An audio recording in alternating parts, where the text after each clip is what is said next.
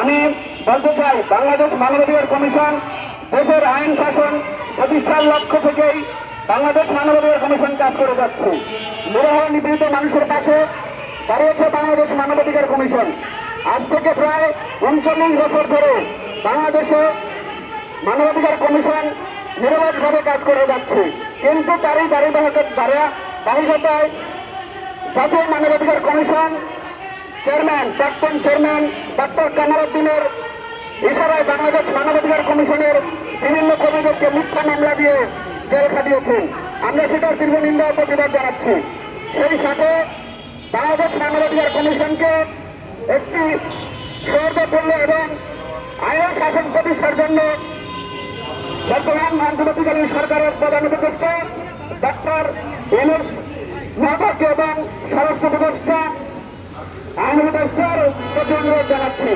বাংলাদেশ মানবাধিকার কমিশন সবসময় সত্যের পক্ষে ছিল, সত্যের পক্ষেই থাকবে। যেখানে অন্যায় হবে সেখানে মানবাধিকার কমিশন যাবে। মানবাধিকার লঙ্ঘন যারা করবে তাদেরকে কোনো জায়গায় ছাড় দেওয়া হবে না। আমরা বাংলাদেশ মানবাধিকার কমিশন সব সময় মানুষের সেবা দিয়ে থাকি। আপনারা জানেন, এই সরকার, গত সরকার বাংলাদেশ মানবাধিকার কমিশনের প্রতিষ্ঠাতা secretary general doctor Saidul Islam Dildar স্যারকে মিথ্যা মামলা দিয়ে কারাগারে রাখেন। বাংলাদেশের প্রত্যেকটি জেলায় জেলায়, প্রত্যেকটি থানায় থানায় আমাদের অফিসগুলো বন্ধ করে দিয়েছিলেন। আমরা এখন বর্তমান সরকারকে ধন্যবাদ জানাই। বাংলাদেশ মানবাধিকার কমিশনকে স্বয়ংসম্পূর্ণ পরিপূর্ণভাবে বাংলাদেশ মানবাধিকার কমিশন আগে যেভাবে কাজ করছে সেভাবে যেন কাজ করার অঙ্গীকার করতে আমরা করতেছি। আমরা বাংলাদেশ মানবাধিকার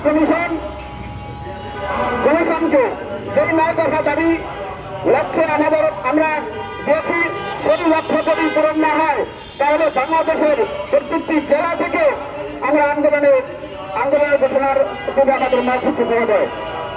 আমি সকল বাংলাদেশ মানবাধিকার কমিশনের সকল সদস্যদের প্রতি অনুরোধ জানাচ্ছি, যেখানে আমাদের মহাসচিব মহোদয় ভাগ দিবে সেখানেই যেন হাজার হাজার কর্মীরা এসে অনুষ্ঠান সফল করি। ধন্যবাদ। আমি আর বক্তব্য করতে চাই না।